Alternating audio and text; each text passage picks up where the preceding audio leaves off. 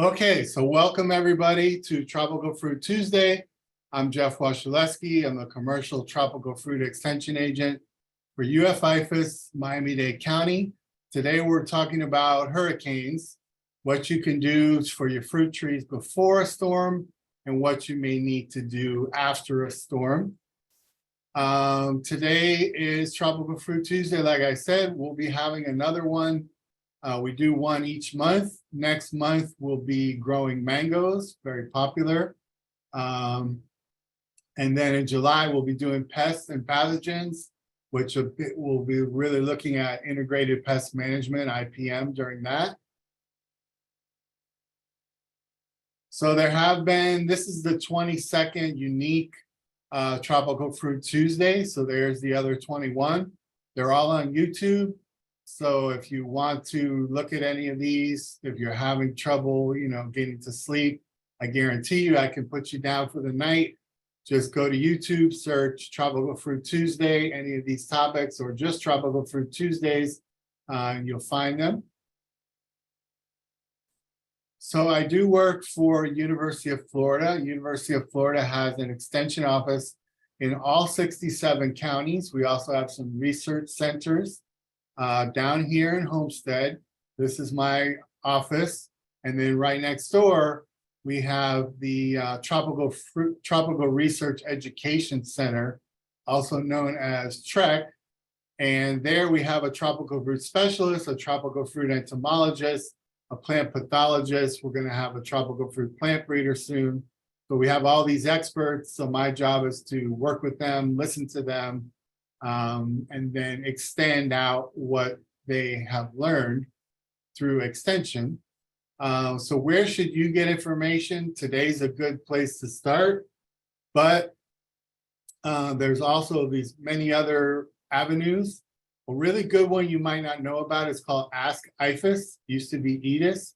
So if you search Ask IFAS, you'll get a screen similar to this. It says, what can we help you with? You type in mango. You'll get a couple peer-reviewed publications that are easy to read on mangoes. One will be called Growing Mangoes in the Home Landscape. It's about 15 pages and really tells you everything you need to know. Has cultivars, when to prune, when to fertilize, what to fertilize with, all kinds of great information. Other universities, if University of Florida doesn't have it, you can search your topic space edu. You find some good stuff. Obviously, YouTube, the Tropical Fruit Tuesdays are there, but there's millions of other videos there that you can really learn from, because there are, you can see what you're learning. So if you don't know a topic, you can watch 5 videos on that topic, and putting them all together, you'll get a pretty good idea. Master Gardeners, very good place to learn. I know there's at least 2 Master Gardeners watching today, so hello to you guys. You can become a Master Gardener, and once you're a Master Gardener, you can give classes and things like that. Plant clubs or plant societies. I know there's at least 2 or 3 tropical fruit ones that you could join. Then they have experts that talk once a month. The people in the clubs are experts, so you can learn from them. Social media, another good place to get information. Obviously, your own garden and your own grove. This is the best place to get information, because if you see it with your own eyes, you know it's true. So this is very important, that when you walk your garden or when you walk your grove, when you're scouting your grove, you're really paying attention, because you're going to learn things there that you can't learn somewhere else. I have a tropical fruit learning grove here behind the extension office, and I'll purposely plant things that I know nothing about so I can learn how to grow them. And then finally, and very importantly, beware the source of your information. Just because it's the first thing that comes up when you search it doesn't mean it's true.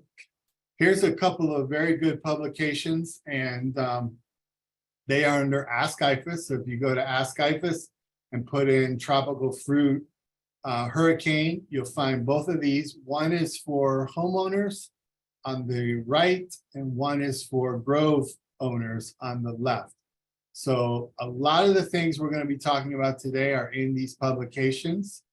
So you can listen today and then you can go find these publications. And if you like to read, you can really, bone up and fill in all the blanks. So hurricane season, it does start in a few days and it goes to November 30th. We know from past experience that it can be a little earlier, a little later nowadays. So this Tropical Fruit Tuesday, what do you know? It's coming at a very good time because now you can prepare.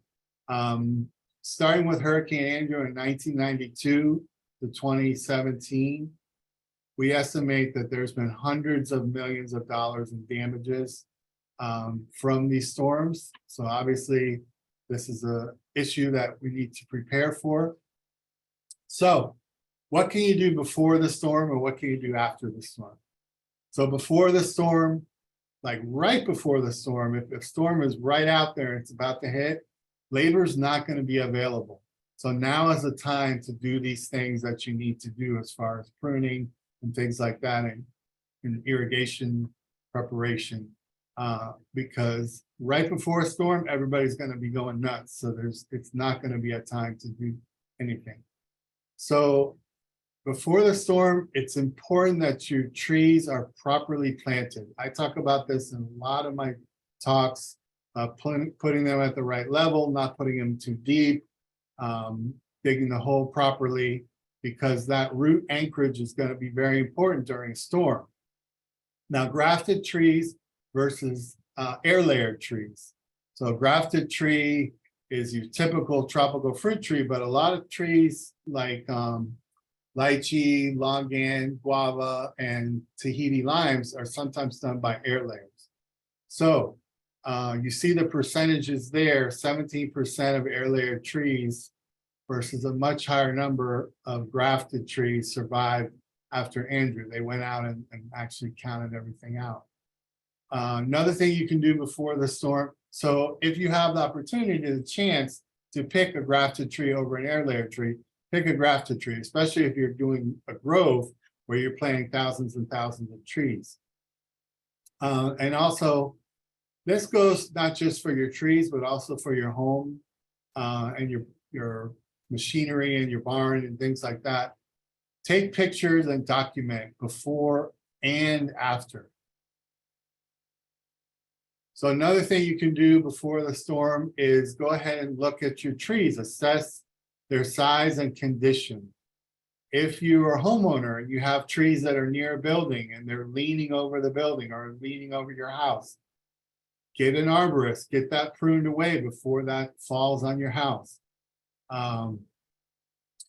Pruning is the most effective practice that you can do before a storm. Keeping your trees small, or not small, but at a good height, 20 feet and under is very important. If you let your trees just get out of hand, the chances of them falling over are much, much greater.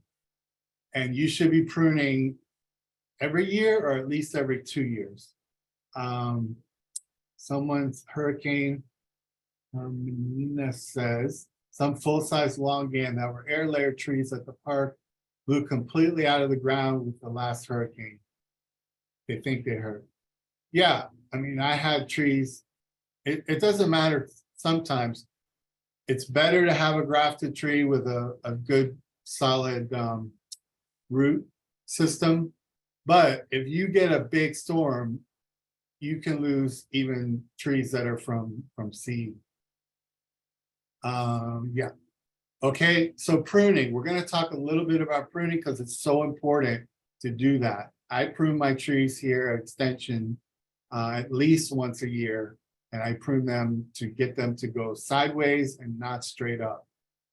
So why do we prune? For the overall health of the tree, to remove dead wood, to make the tree look better, for ornamentals, to get more fruit, to reduce the amount of chemicals you need to spray because the tree has less surface area. You get more sunlight and more air on the tree, so you get higher quality fruit. They're easier to spray, pesticides or fertilizer, because they are not 50 foot tall. It helps with disease control. You're opening up the tree to airflow, Opening up the tree to airflow is also important when it comes to hurricanes. And then size control is the main reason I prune my trees here, and that becomes very important with hurricanes.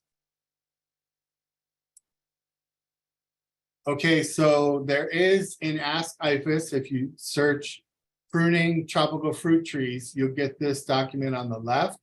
And in the back, it has a chart of fruit trees, common name, scientific name, and the recommended height. You see the recommended height there. You don't want to let them get too much bigger than those recommended heights. And that's going to help a lot during a storm. So when the tree is young, you can tip it. So if it's going straight up, you just cut it about hip height, and that makes it go sideways. You see the tip here on the left causes these branches to go out. So instead of one going straight up, now you have 6 going sideways. That gives you more area to get flowers and fruit, and also controls the height.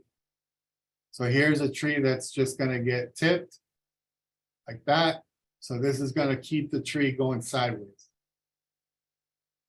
Here's where the tip was, and it went sideways, so you don't go straight up, and then you get this scaffolding branching here like this with these short internodes, and you know this is going to do better in a storm than if it was just super tall. So this is just a quick tipping demo to show you how easy it is. This is a Tommy Atkins. You see it's been tipped once, so it has 4 branches, so now it's getting tipped again. So those 4 branches times 3 will turn into 12, or times 4 will turn into 16. And you see the tipping makes it go sideways rather than straight up. So when you make your cuts, these are not tipping cuts. Now these are cuts that you're going to make called thinning cuts, where you're going to go further down the tree. What you don't want is this one right here where it says wrong. You don't make a flush cut. It seems like that would be a good cut, but you want to leave that little collar, this branch collar here. You want to leave that because that has cells in it that will help to heal the tree. So on the right, we see the collar, we cut that, we remove that. And then that's going to heal up better. Lexus says, how long after planting should one tip? Sometimes I plant right when I plant it, or I tip right when I plant it. So you can do it right away. If the tree's in good, healthy shape, you can do it right away. Now, there on the right, you see a good cut where the branch collar is still there. Now, sometimes you're going to have bigger branches, and we know if we make that cut number 3 there on the left, we make that cut number 3 where we want the cut to be. If we start at the top, once we get about 3/4 of the way down, the weight of the branch is going to rip, and that's going to cause a wound down here below. So what we do is we go out about 4 inches, we do an undercut, cut number 1, and then we go cut 2 and get the weight off. We do cut 2. Even if cut 2 begins to rip, it'll get to cut 1 and it won't rip all the way. Then we have this little light stub and we make cut number 3. And there you're able to make a nice, good, clean cut. So here's a carambola tree. This is height control. So where the circle is, that was year 1. That was the first cut. And that was, it was going straight up. And this was a bigger tree. It was given to me. It was a donation. So I didn't have a chance to keep it smaller when it was young. So it was a little older. It was about 5 feet. So I took the center, excuse me, I took the center out. First cut, year 1. Year 2, I made these cuts. You see the strong verticals going up. You see these older branches going sideways. So I wanted to keep the ones going sideways and get rid of these going straight up. So that was year 2. So there it is on the left. There it is afterwards. So you see it's nice, good size. It's about 5 feet. That's going to be in better shape for a storm. So that's what I removed. That was it. Okay, here's year 3. Year 3 where the circle is, that was cut year 2. Up here was year 1. Now year 3, here we see another strong vertical. So we're going to remove that. So looks like the same picture, but it's not. So there's the verticals, and there it is, year 3, looks just the same, it's just a little wider. So we're gonna get plenty of fruit there. You see it's got a ton of bloom on it. So that's what I removed. Again, 3 verticals. And then this is year 4. So there's what's going to get removed, and there on the right is it afterwards. There is what was removed. So that's 4 years. And oh, sorry. And you see it's just gone sideways.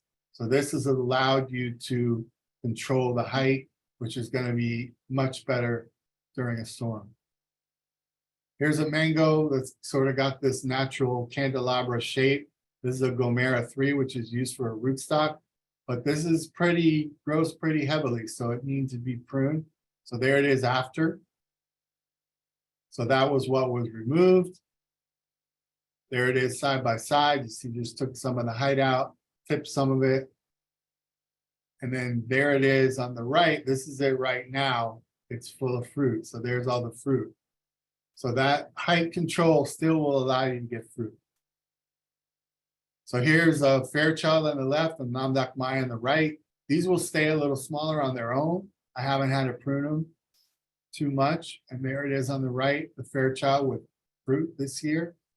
And there was last year, the Namdak Mai with fruit. So some cultivars, what I'm getting at is some cultivars, you don't need to prune them as much. This is an Angie, and this one's kind of breaking on its own. See, it's got, this was not pruned, and it's breaking as if it were tipped. Okay, and here's a commercial grow. Commercial grows, what they do is they do something called topping and hedging. So they take a big machine that has a big blade on it, like a big circular blade, and they cut the top, and then they cut the sides. And they cut the sides, if you notice, at a slight angle, so the bottom's getting a little more sun than the top. And this allows the trees to stay smaller. It allows it to be easier to pick the fruit, and it'll be better off in a storm, because if you may have seen some groves where they haven't pruned and the trees are just monsters. Avocados and mangoes, lychees and longans can get to be very, very large trees. So before a storm, John asked, is that grove in Florida or overseas? That grove is very close to my office. I could walk there. So it's very much in Florida. It's in Homestead. So think about supplies you're going to need. Now is the time to get them and gather them, because again, right before a storm, I know you've been to the big box stores. It's crazy there. So you want to have everything ready now. So if you're going to be doing, if you have a lot of trees, you may have to restake them and put them back up, which we'll talk about at the end. So you may need lumber, tree strapping. You're going to need loppers. You're going to need saws. You're going to need a chainsaw for sure. For that chainsaw, you're going to need fuel and extra chains. You don't want to just have one chain, because that's going to get very dull very quick. So have at least 3 chains. If you know how to sharpen a chain with the tool, you're able to do that. But if you can't, have at least 3 chains and fuel. Have picks and shovels, tree straps. You may need this to help pick up the trees. If you have a grove, you're going to need access to heavy machinery, because you're going to be putting up a lot of trees. And then paint. White latex paint. You're going to use that paint. You're going to mix it with water. When the trees fall over, the interior of the tree is now exposed to light, which it wasn't before. So you're going to have to put that paint on there like a sunblock. Otherwise, it's going to break it's going to hurt the bark. And underneath that, the cambium.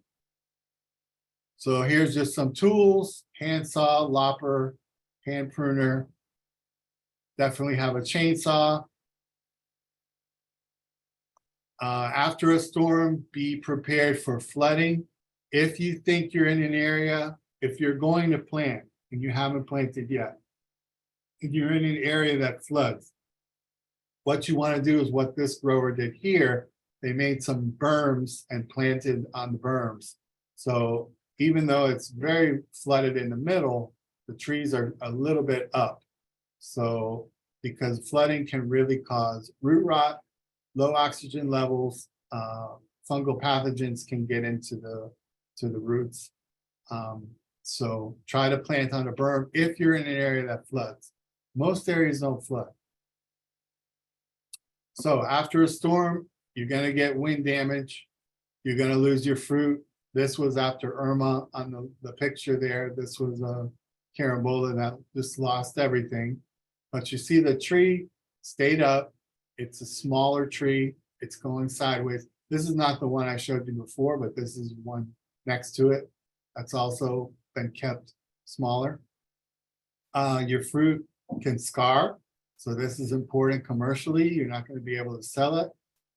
You may think the tree is okay, but some of the limbs may have twisted, which would cause damage down the line. Obviously, you're going to lose leaves, and some of the bark can get stripped away. You're going to get branch breakage. You're going to have down trees. You're going to have ripped roots. You're going to have exposed roots and exposed trunks. Exposed roots are when the roots just come up out of the ground. Exposed trunks are what I was talking about earlier when I mentioned the interior of the tree is now going to be opened up. If it falls over, obviously the interior is now opened up to sunlight. But if you get something like this picture here with the avocado, the middle of it broke out. Now the middle is now an area that was shaded, and now it's completely getting sunlight. So this would be a spot. What we want to do here is make some clean cuts, cut out these broken areas, clean cuts, the tree is still upright, and then we want to paint in here with that latex paint, 50% white latex paint, 50% water, and that would be like a sunblock to keep that from burning. If you don't have the paint, you're gonna have a lot of tree debris all around, so you can put that in there. Yes, someone is agreeing that avocado bark burns easily. So after the storm, you want to visually assess the damage. Go out, take a look at everything. Once you visually assess everything, maybe take notes. Then you need to prioritize. Okay, this grove over here makes me a lot of money. This one doesn't make as much. So I'm going to focus on this grove over here first.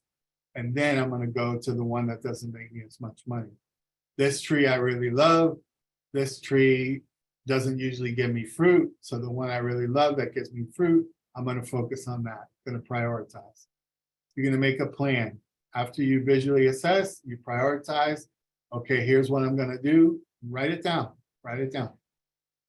You're also going to need to repair irrigation, especially if you're a grove owner, because these trees that you're setting back up, they are going to need water as if they're a new tree, because remember their roots are all broken. Muriel says any latex paint. I think so. Yeah, I think just make sure it's white.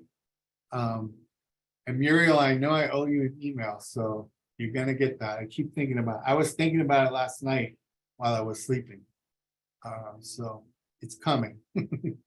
And then once you repair it, the other thing you're gonna have to do is reset the trees. Look at this mango tree here. If this is a tree that we deem that we want to keep, we're gonna have to reset that. And that's gonna be a big job. This was a very big tree, and this was after Irma. Remember, Irma was only a category 1, and it still did for us, and it still did major damage. It blew away a lot of trees in my grove that were very large trees. Okay, so here's the painting of the trunk with the white latex paint. And like I said, if you don't have the paint, you can also take debris. Like for this mango here, we're gonna have to cut a lot of this top part in order to get it back up. And we're gonna have to cut a lot of this top part so it doesn't lose a lot of water through all these leaves. So once we cut all that, we're gonna have a lot of debris that we can pile in this middle area to protect the trunk. Ruthie asks, how long do you need to cover the trunk? Ruthie, I would say until you see maybe two flushes of growth, at least one, maybe two. And you can kind of, and what's going to happen is the latex paint will kind of stay there and then it will go away. And then the debris is going to turn brown and it's going to kind of fall apart too. So it might just go away on your own. Okay, so like I said, you can put the debris on the tree. Now, what you're gonna need to do, here's another big mango that went down. You're gonna need to prune the canopy, and that reduces the transpiration, so it's not losing so much water. Pruning the canopy will also help you lift the tree, because if you try to lift that tree that we see in the picture without taking some of the weight off the top, it's going to be quite the ordeal, and it's going to have a hard time staying up once you get it up there, because half the roots are broken, as we see in the picture. So even if you strap it up fairly well, it's still going to have issues staying up. And then when you make those cuts, you cut back to sound wood. In this case, this tree just fell over. It didn't break any branches. So you can make your cuts. You just want to make cuts like those thinning cuts like I showed you, where you're coming back to the branch collar, or you can do some heading cuts, but just make good clean cuts. If you have rips and breaks like I showed you with that avocado, then you want to cut below that and do a good clean cut. You don't want to leave those rips. John had a 60-foot seedling that completely went over in Ian, planted in the 40s. Wow, that 60 foot.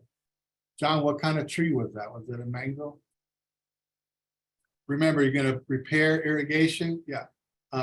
Irrigate regularly once you get the trees back up. And then fertilize. When are you going to fertilize? You're going to do that when you get new growth. So you're going to irrigate regularly like it's a new plant, like it's a new planting. And then you're going to fertilize once you get that new growth. One flush, maybe two. Then you know the roots are ready to accept some fertilizer. Obviously, bananas, they're going to look real bad, but they're going to come back real nice from the roots. Here we see just some monster trees, one in the background, one in the foreground. It just went down. Here's another one. Now we're going to end with restaking a tree. I talked a lot about what you do with restaking a tree. So let's go ahead and go through the whole process. So this was a smaller tree that went down during Ian, or Irma rather. This was a smaller tree that went down during Irma, because I just think the roots weren't really in good shape. So it went down. It was a custard apple. And I'm going to show you the process of what I did to bring it back up. So here it is down. So first thing I'm going to do is take some of the weight off. And while I'm doing that, I'm trying to look for branches that have Ys in them that I can use, because I don't have lumber to strap this up. But what I do have now is a lot of branches, and some of these branches are going to have these nice little Ys that I can use for my staking. So I'm cutting. I'm going to take a lot of this off, because I'm going to need to lift this up myself. I don't have machinery. So I'm taking off again, and in my hand I have one that has a nice Y there. So this is one that I might want to keep. See, here's the Y up here. I might be able to use that hold the tree up. So here's one that was cut, very good. This is going to be a nice stake to hold the tree up.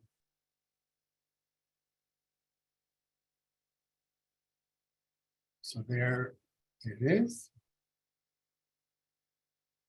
So this is something you can do if you didn't get 2x4s and staking ahead of time. You can definitely find a lot of wood like this with all the trimming you're going to be doing when you're restaking your trees, and you can use that to keep the trees up. So here's what I came up with, these 4. So then once I had those 4, I knew I had something that I could hold the tree up with. So now I'm going to go, these roots are ripped, so I'm going to go through there. I'm going to make some nice clean cuts on some of these roots that ripped out of the ground. So there it is after I pruned everything off. We've kept about 50% of the canopy. So that'll help it to not lose too much water. That'll help me to be able to bring it back up. And I was able to get those stakes, those supports. So now I'm going to dig the area where the roots were, where it fell over. It fell away from the spot. So I need to dig this out. So once I pick it back up, the roots will go down into the hole. So just digging that out. All through here, see the roots have been cut. So this is getting ready to lift this up.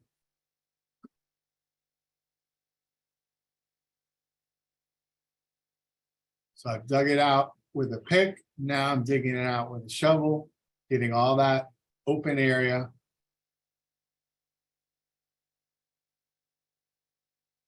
Now I've lifted it up.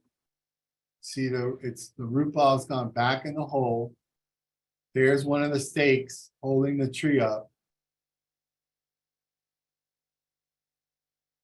And to get that stake to work, what you're going to have to do is before you put it in there, you're going to have to dig a little hole for the butt of the stake to go in. So you dig a little hole, the stake goes in there, and then you prop it up like that. So there, I'm digging a little hole right there. And then there, I stick it in the hole, backfill that, and then go ahead and prop up the tree. And that's going to hold it up. And there it is, held up, back from the dead.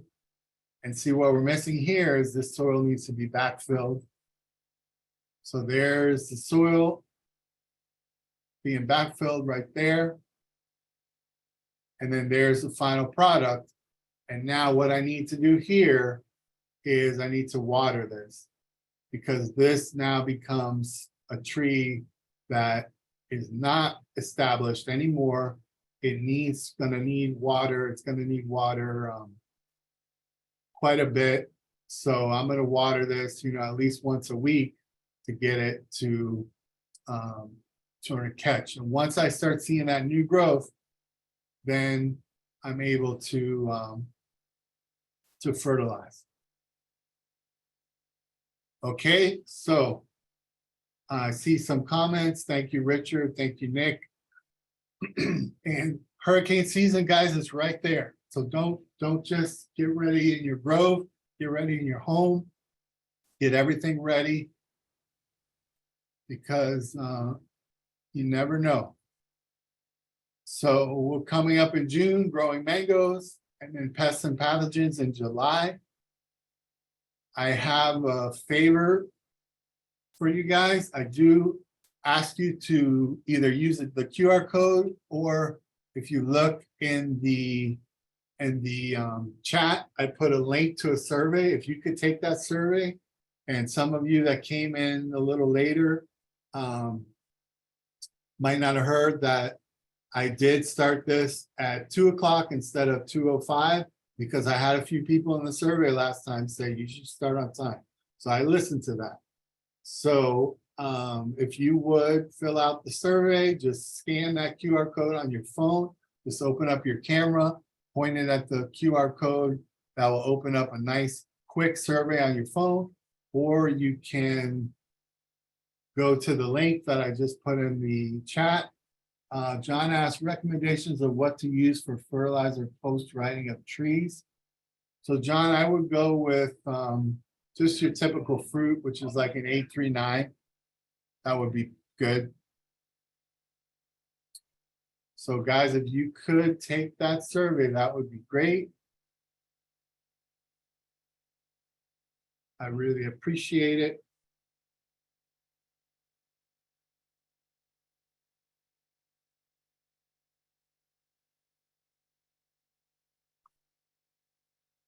For everybody saying thank you. You're very welcome. Thank you for being here. Really appreciate you guys. Jorge, thanks for being here. Nick asked, for very small trees, is it better to stake next to the trunk? Or stake out a foot or so with 3 stakes?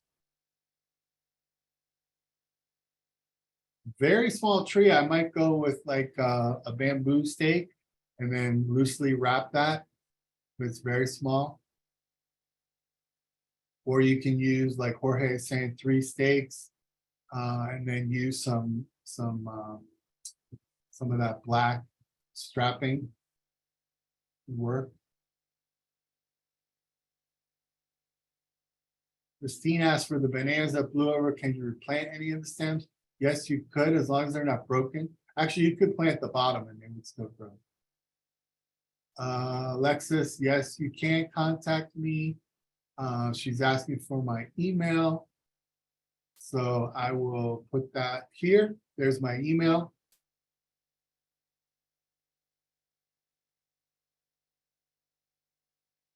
Barbara asked, will you be at Mango Mania on June 24th? I sure, oh, not Mango Mania, I won't be there, but I'll be at the Fruit and Spice. I think it's the 25th for the Fruit Festival. Angela asked, would you ever prune more than 50%? After a hurricane, I might, not regularly, but yes.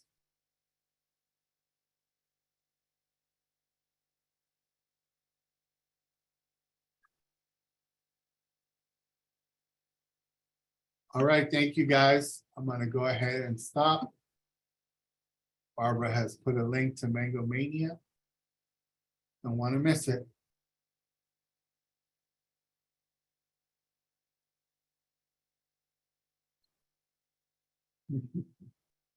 Have a great rest of your week, guys. Appreciate you.